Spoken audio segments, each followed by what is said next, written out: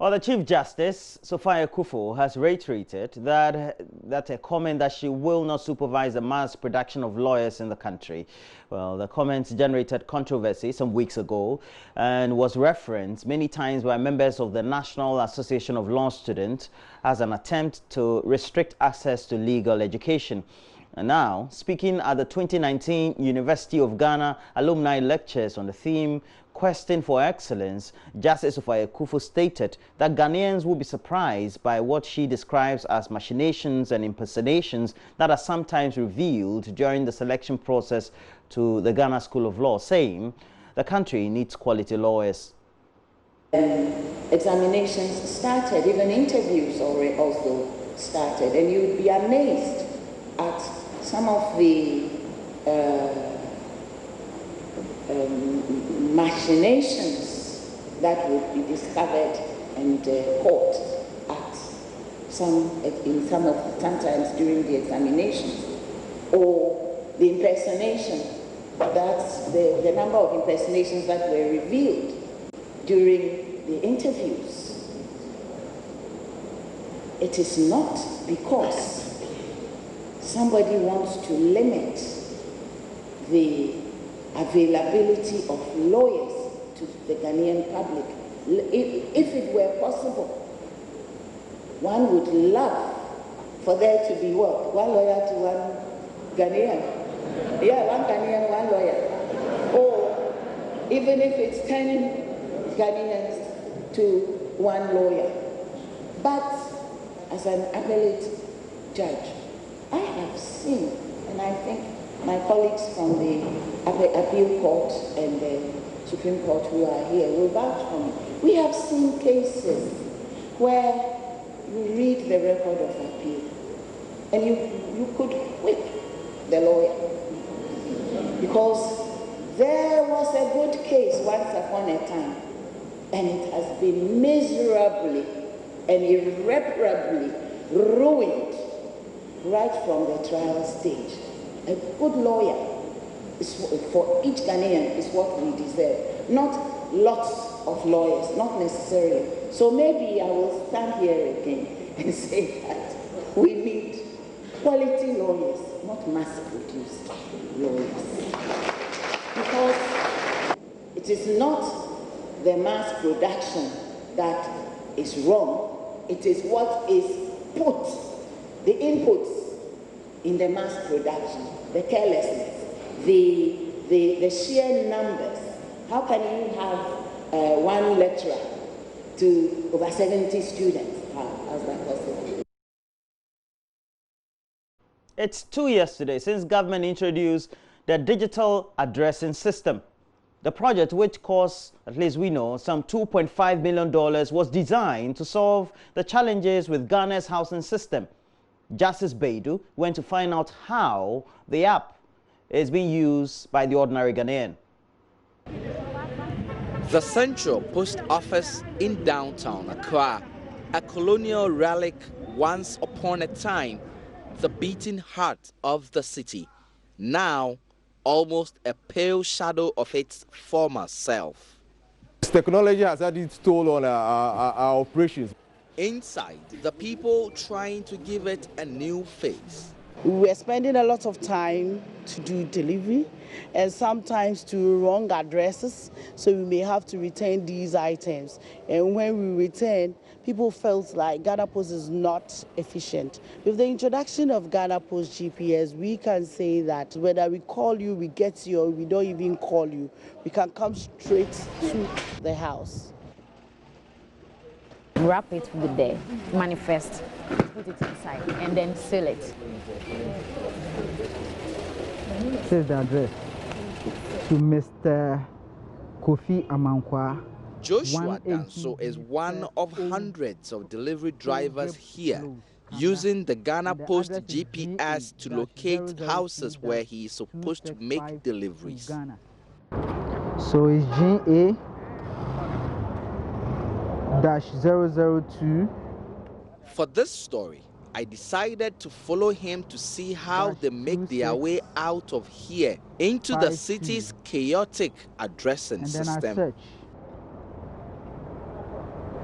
and there's the direction.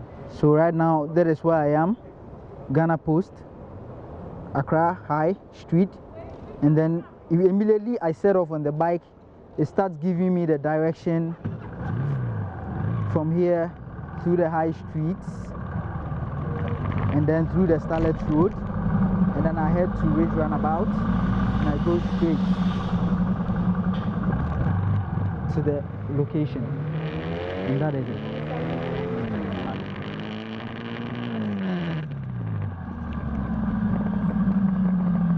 Many factors makes delivery in places like Accra extremely difficult, not least because of the slow pace in which traffic moves.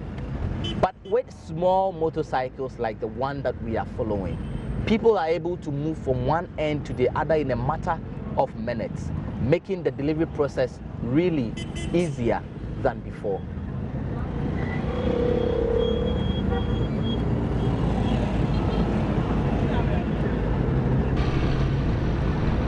So the pin was pointing at this side, so it could be either be this one or this one.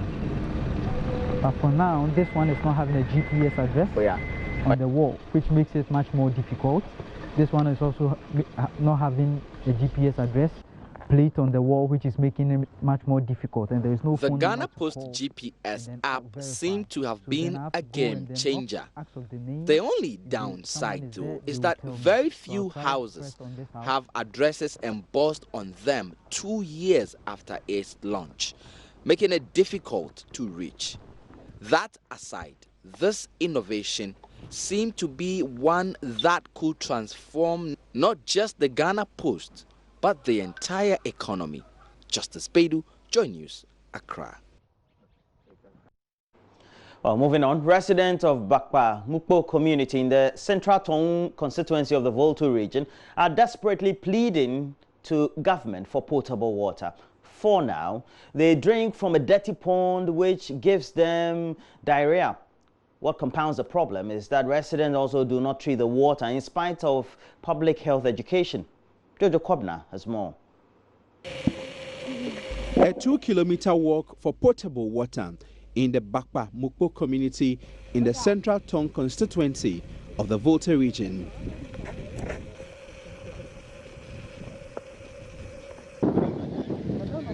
The source of water the residents rely on daily is dirty brown earth color.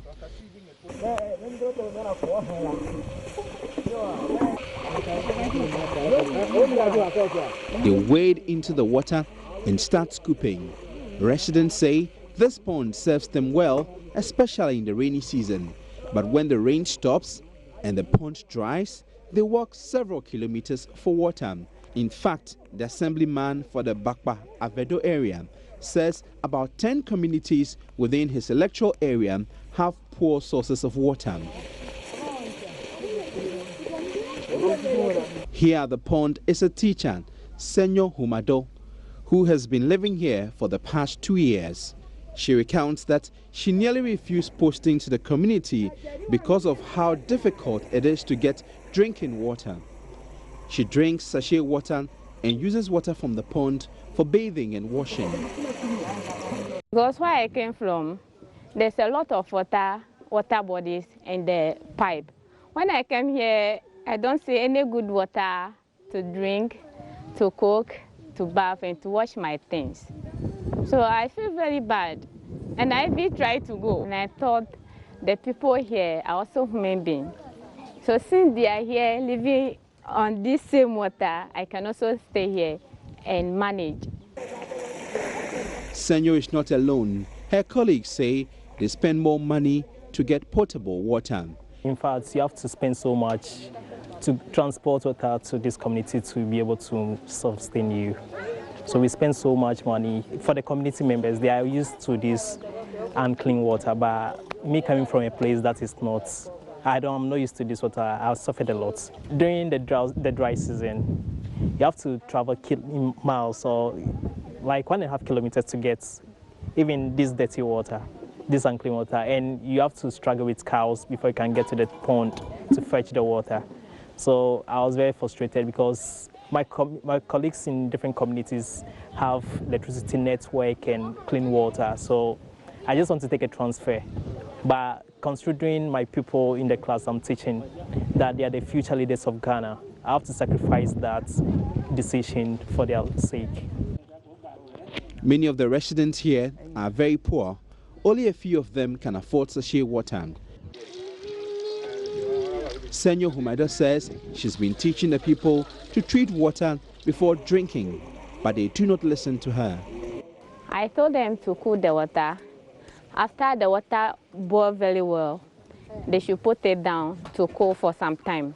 Then they will shave it and put it in a clean thing that have a cover, so that they can cover the water, so that they will not get, there will be no dirt that will go into the water again. Eshi hamanyo, kemi ya garumo eshi ovona, na ovona roke dam kemi ayela kushia akove. Kele gbegbe shi jala echi ka sitro apem. Ava igala atoma, kemi aku, ava atro, ava avanu. Afu ode na miara na minu ne mala, ano furala bi nyopo doma. Nyopo doma rono eveva, ekpo gbadile eshiema. Ano veva. Ita numana mino afukpale mi o shi kukunti mi o she dada fukpekpele mo ka fi ava kushima afi avada afi mi achola fukpekpele mo ta hwa no kwine makwa hwa no twekwa enu. The result of drinking untreated water is diseases. A nurse at the Avedo Chips compound, Gladys Womeno, confirms that she attends to many diarrhea cases because of the poor quality of water in many communities. Every week we have diarrhea disease. They have dehydration. They are dehydrated. If you pinch their skin, it won't go back early. It will take some minutes before or some seconds before to go back. Okay, they pass bloody stool. Some mucus mixed with blood. And there's some watery stool with blood. That means they have infection, like bacterial infection. Gladys says, although education on treating water is important, government should provide potable water. Jojo Kobna, Joy News. Ordinarily, markets are expected to be the cleanest spaces for the simple reason that that's where foodstuffs are sold for human consumption. But that is not the case for most markets across Ghana. For traders at the Bupe market in the northern region, they sell in filthy conditions, especially when it rains. And as the market is also without proper drainage system and lacks containers where refuse could be done by traders. Anasabit visited the market and came through the following report. Traders at the Bupe market in the northern region are worried with the sanitation condition of the market. The market has no proper drainage system, and so anytime it rains, rainwater gets stuck into the market, causing discomfort to traders and motorists. Some of the traders disclosed to JoyNews how the situation is affecting their businesses.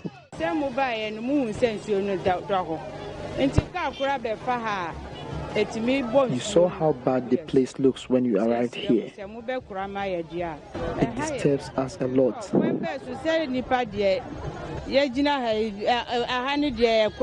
are not supposed to be selling food in such a filthy environment, but what can we do? We have no choice. So please, come and assist us.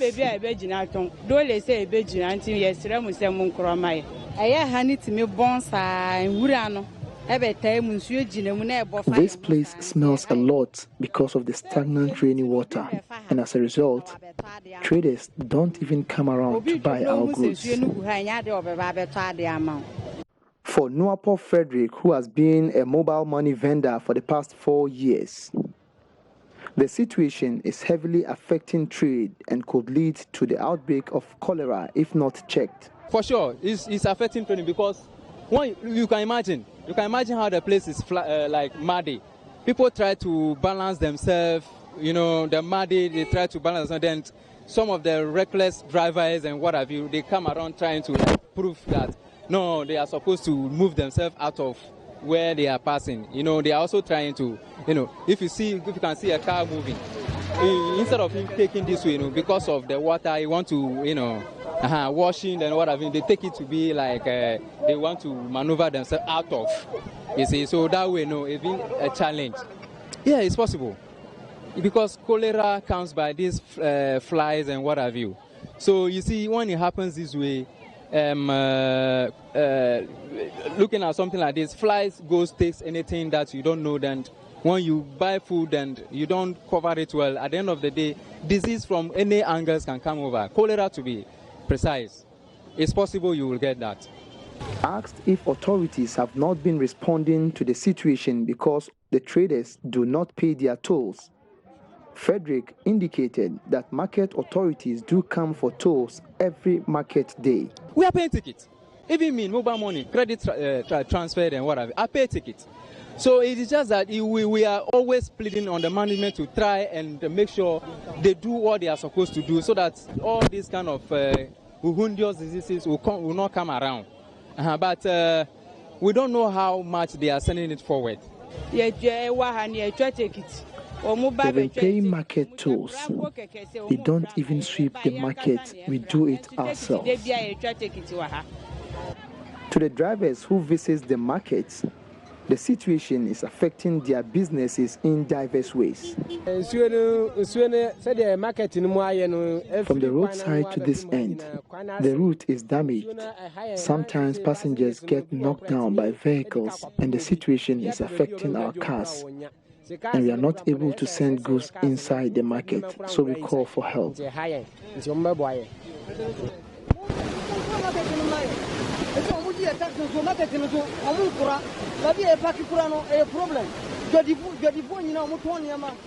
market needs to be worked on. Even where to park our cars is a problem. So we call on them to do something about it.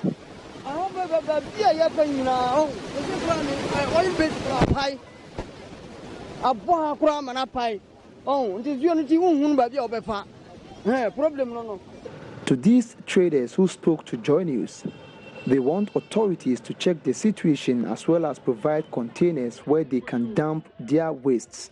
We have no containers, so when we sweep around, we dump the refuse in the bush. So we need containers. From Bupe in the northern region, I am Anas Sabit for JoyNews. And that ended the news for us this morning, but we have more news to review the newspapers. And today we have Dear AM, and this is what we have for our story. Dear AM, he left for the US and vanished into thin air for 2 years. After waiting for a while, I met a man who was ready to marry me. In fact, we are 2 months away from our marriage ceremony. Dear AM, my estranged US guy is back and wants to marry me. My problem is that I still love him and want to be with him. What should I do? Help me, because I am losing my mind. Frimpoma Doma Ahinkro. We're going to discuss this, and we're going to find some solutions by way of counsel in this letter. But please, we also have Joyce Blessing in the studio, and it promises to be exciting. We're celebrating a couple of our colleagues here, Seth Kwame Boateng, Justice Beidu. We also have Emmanuel Kwesi Deborah, and then Beryl Ernestina Richter, who all are nominees for WAMECA, the West Africa Media Excellence Awards.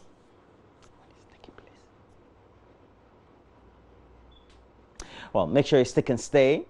We're taking a break. We'll be right back.